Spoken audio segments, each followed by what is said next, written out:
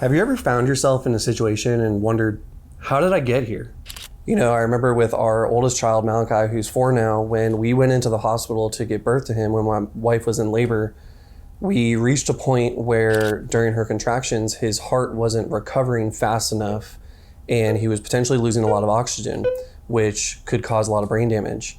And, it being our first child, it was very scary. We didn't really know what to do.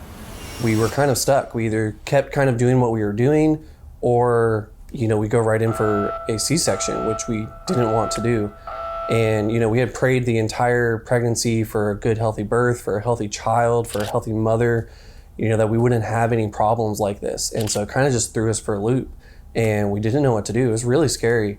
And I know so many people have been in the same exact situation. Maybe not for the same reason, but you've been in a situation where you've had to have a C-section or have something that you just didn't want to do and that you had even prayed against and you didn't know what to do from there. And most people probably just trust the doctors, go right in, do whatever. And that's kind of what we did. But here's what we did differently.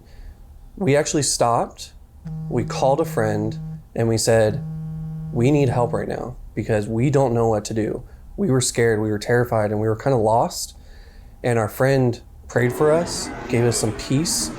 And we even had nurses that were a part of that prayer. And we just kind of stopped for a second. And all the chaos of what was going on, we kind of paused and we prayed.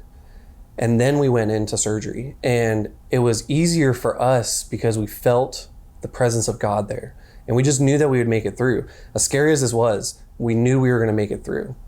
And if I can give you any kind of encouragement, it would be to do that exact thing, because that's what helped us. That was my first little bit of, this is how God is going to help us and be there for us.